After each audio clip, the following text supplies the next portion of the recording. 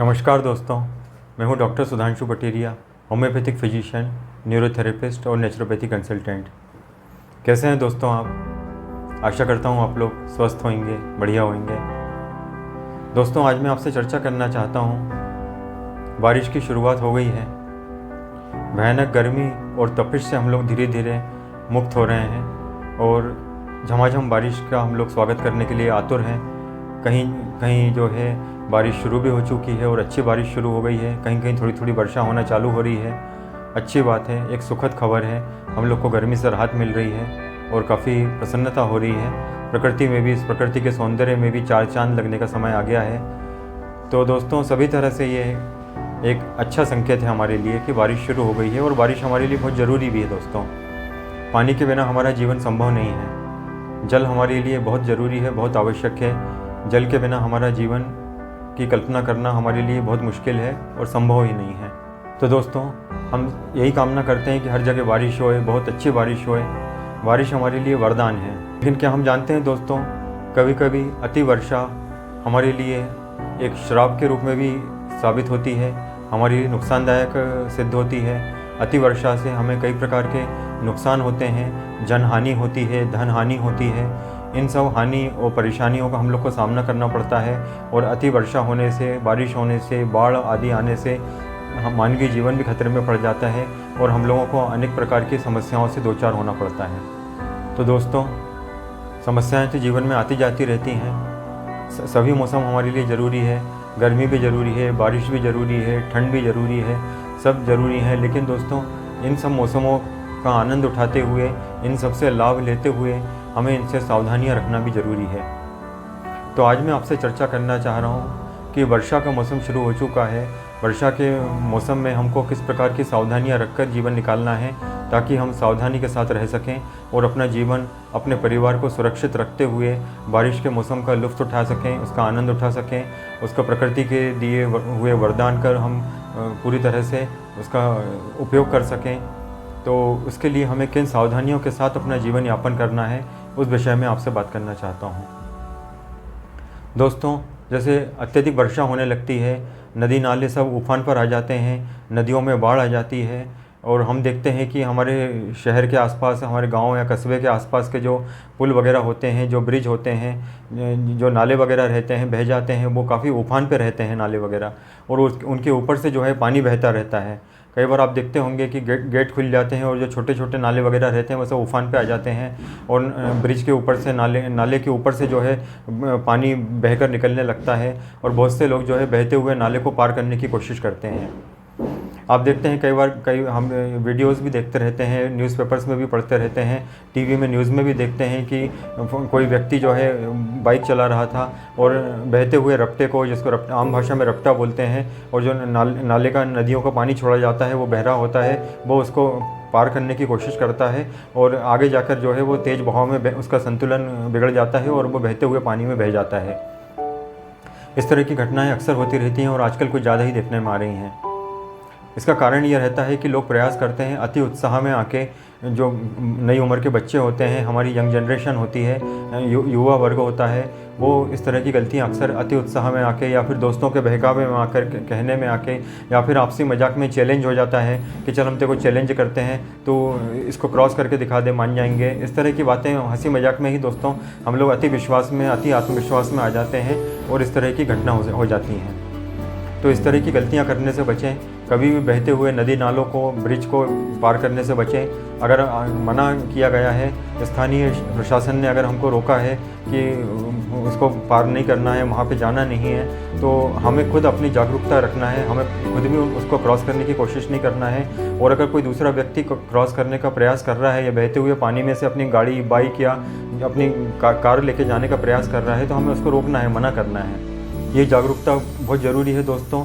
अगर हम जागरूकता रखेंगे तो एक जीवन बच सकता है, बहुत सी ज़िंदगियां बच सकती हैं, बहुत से परिवार उजड़ने से बच सकते हैं। इसके अतिरिक्त दोस्तों, कई बार देखा जाता है कि जो पुराने मकान होते हैं, खंडहर हो चुके होते हैं, फिर भी लोग उसमें रह रहे होते हैं।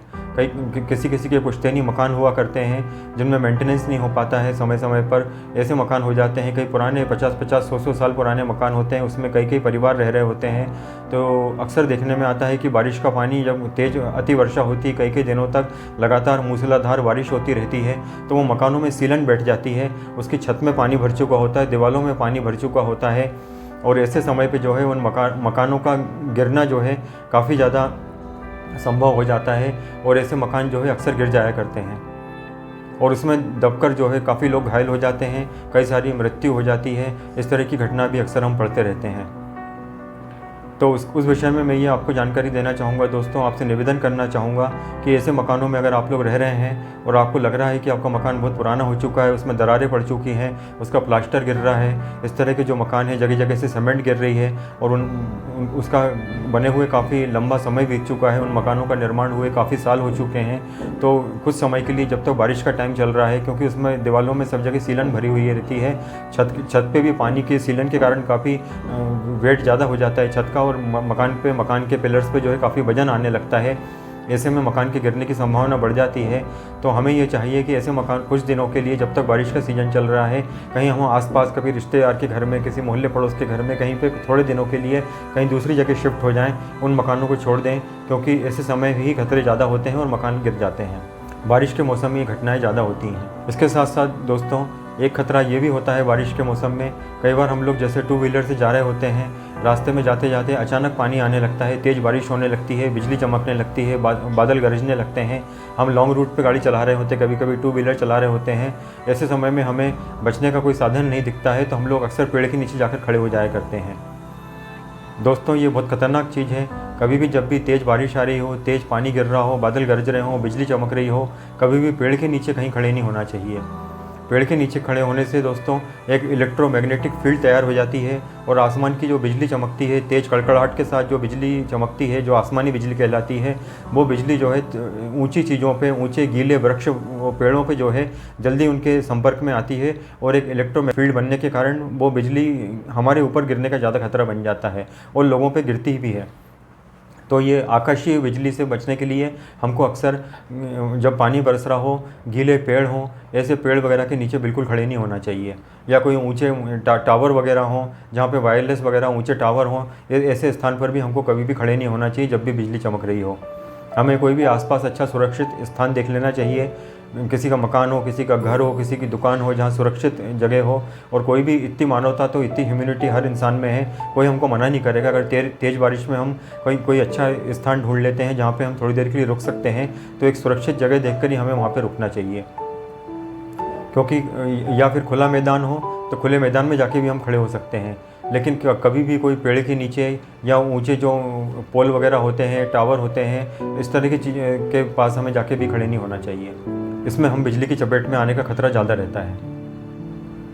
इसके साथ साथ दोस्तों मैं ये भी आपको बताना चाहूँगा, कई बार जैसे हम सड़क पे जा रहे होते हैं और जो कीट पतंग होते हैं, जैसे सांप बिच्छू वगैरह हुए, स्नेक हुए, ये सब चीज़ें जो हैं, ये इस तरह के एनिमल्स जो हैं, ये बरसात पानी में जो है ज़्यादा बाहर आते हैं। जब बारिश ज़्यादा होती है तो सांप बिच्छू के बिलों में जो है, सांप के बिल में अंदर तक पानी चला जाता है, जिसके कारण ये जीव जंतु जो है बिल के अंदर से निकलकर बाहर आते हैं। कई तरह के सांप वगैरह हमको रास्ते में दिखते हैं, तो हमको रोड पे चलते समय भी सावधानी रखना चाहिए कि इस तरह के जो कीड़े मकोड़े, कीड़े पतंग जो हैं, सांप बिच्छू वगैरह हुए, ये सब से हमको बचना चाहिए। ज़्यादा से ज़्यादा हो सके तो हमें शूज़ पहन के चलना चाहिए, जूते पहनकर चलना चाहिए पैरों में, ताकि हम सांप बिच्छू से बच सकें और दूरी बनाकर चल सकें। बारिश के दिनों में दोस्तों जब पानी तेज़ आता है, हम रुकने के लिए कोई ना कोई स्थान ढूंढते हैं। कई बार हम देखते हैं कोई निर्माणाधीन इमारत रहती है जहाँ पे काम चल रहा होता है, कोई मकान बन रहे होते हैं, कोई खंडहर नुमा पुराने मकान पड़े रहते हैं, कई टूटे हुए पुराने कई साल पुराने कमरे टूटे हुए पड़े रहते हैं, और कई इस तरह के जो पुराने खंडहर टाइप की जगह रहती है। हम कई बार रुकने का सही स्थान ढूंढते हैं, हमें जब कोई जगह नहीं मिलती तो हम वहीं पर जाके खड़े हो जाते हैं, पानी से बचने के लिए, वो बिजली से बचने के लिए। दोस्तों, ऐसे समय हमें ध्यान रखना चाहिए कि जो पुराने खंडर वगैरह रहते हैं, जब पानी बारिश हो रही होती है, वहाँ पे भी कई तरह के सांप बिच्छू वगैरह कीड़े मकोड़े छुपे रहते हैं, कई तरह के झाड़ झकाड़ लगे रहते हैं। इसके साथ साथ जब पानी बरसता है, वहाँ वो पुराने खंडर वगैरह एकदम से धराशायी हो जाते हैं, गिर पड़ते हैं। हमें देख लेना चाहिए कि वहाँ कोई दरार वगैरह तो नहीं है, कहीं ऊपर नीचे सब जगह नज़र मार के देख लेना चाहिए, कोई प्लास्टर वगैरह तो नहीं गिर रहा है, सीमेंट वगैरह तो नहीं गिर रही है, कहीं वो छत गिर तो नहीं सकती है जहाँ जिसके नीचे हम खड़े हुए हैं। ये सब हमें ध्यान रखकर ही इसी स्थान पर रुकना चाहिए। इससे अच्छा तो पानी में भीगना ही ठीक है। इसके साथ साथ दोस्तों, मैं ये भी बताना चाहता हूँ, जब तेज़ बारिश होती है, हमारे घरों में भी जो है किसी किसी घरों में अर्थिंग अच्छी रहती है, किसी किसी में घरों में अर्थिंग पुरानी हो चुकी रहती है, अर्थिंग काम नहीं कर रही होती है, घर में बिजली का शॉक लगने का, करंट लगने का खतरा रहता है। तो दोस्तों, हमें भी सावधानी रखना है कि जब बारिश का मौसम तेज़ हो, पानी ज़्यादा गिर रहा हो, कई कई दिन तक लगातार बारिश हो रही हो, क्योंकि हमारे मकान भी, चाहे शहर के मकान हो चाहे गांव के मकान हो, मकान भी जो है गीले रहते हैं, उसमें अंदर पानी की सीलन भरी रहती है, पानी बैठ चुका होता है, ज़मीन में भी पानी रहता है। ऐसे समय में हमें बिजली का करंट लगने की संभावना ज़्यादा हो जाती है, जो घरेलू बिजली रहती है, घर की बिजली रहती है। हम जब भी इस तरह के मौसम हो, तो हमको जब भी हम स्विच ऑफ करते हैं, हमारे घर के जैसे बोरिंग मशीन की बटन वगैरह हम ऑन ऑफ़ करते हैं, फ्रिज का बटन ऑन ऑफ़ करते हैं, घर के जो बिजली के स्विच हैं, बिजली बोर्ड के जो स्विच रहते हैं, उसको हम ऑन ऑफ़ करते हैं, तो हम इस बात का हमेशा ध्यान रखें कि हम चप्पल पहनकर ही ऑन ऑफ़ करें। बिजली का कोई भी काम अगर हम कर रहे हैं तो ध्यान रखें, हम पैरों में स्लीपर्स पहन के, चप्पल पहन के ही काम करें बिजली का, और ज़्यादा से ज़्यादा सावधानी रखकर ही बिजली की चीज़ों को ऑपरेट करें, बिजली के स्विच बोर्ड वगैरह को टच करें।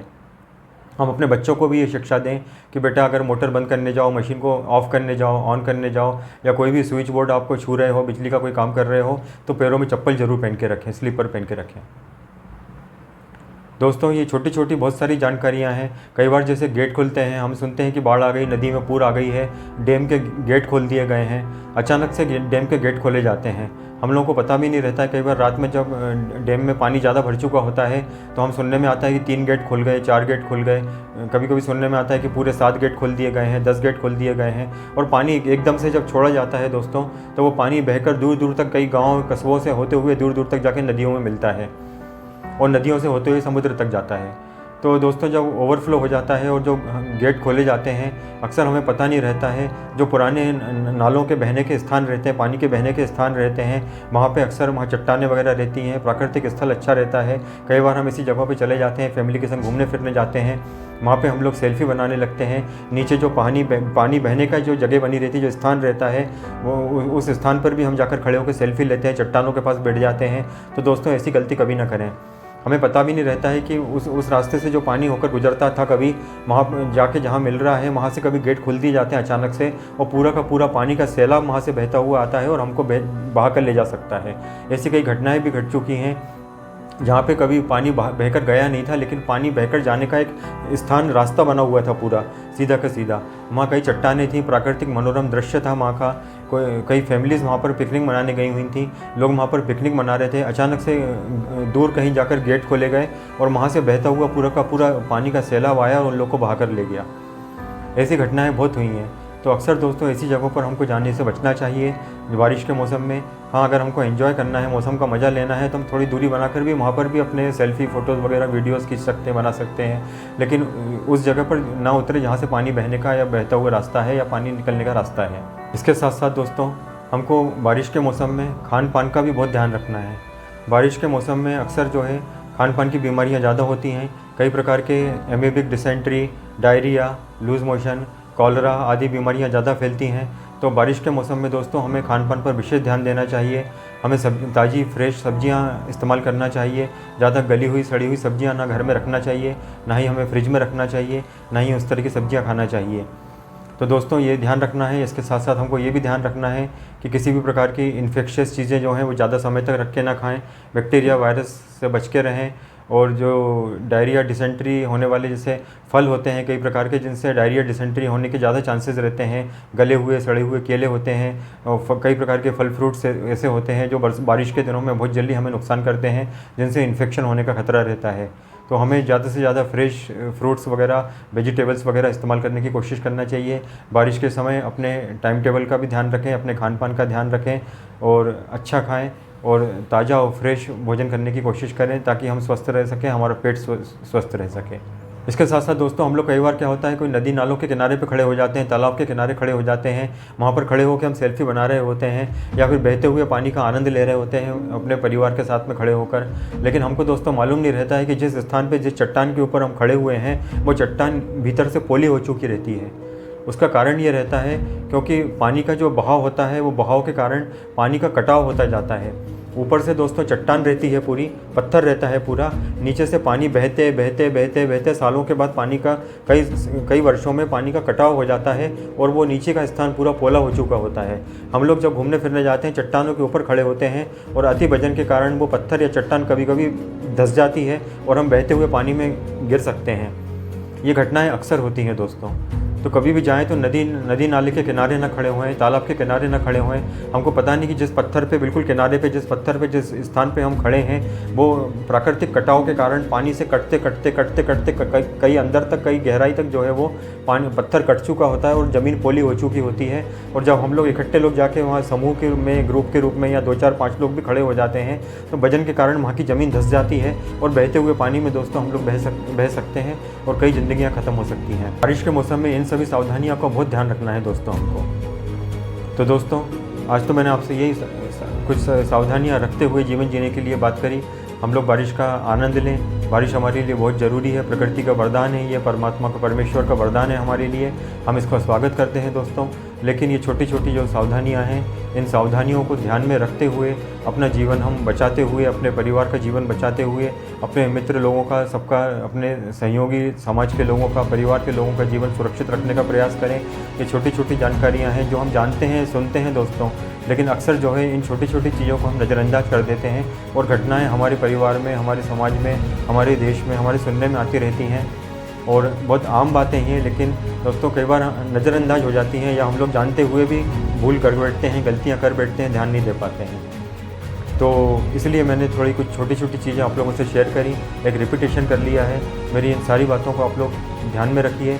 आप लोग अपने मित्रों तक, अपने परिवार के लोगों को भी ये जानकारियाँ दूर दूर तक पहुँचाइए ताकि सब लोग सुरक्षित रह सकें, कई परिवार सुरक्षित रह सकें, कई बच्चों की ज़िंदगियाँ, परिवारों की ज़िंदगियाँ, माताओं बहनों की ज़िंदगियाँ सुरक्षित रह सकें। यही मेरी शुभकामनाएं हैं दोस्तों। मेरी जानकारियाँ अगर आपको अच्छी लग रही हैं तो दोस्तों आप इनको शेयर करिए, दूर दूर तक पहुँचाइए, मेरे चैनल को सब्सक्राइब करिए, मेरी वीडियो को लाइक करिए, शेयर करिए, अपना आशीर्वाद दीजिए। आपका बहुत बहुत धन्यवाद दोस्तों। नमस्कार।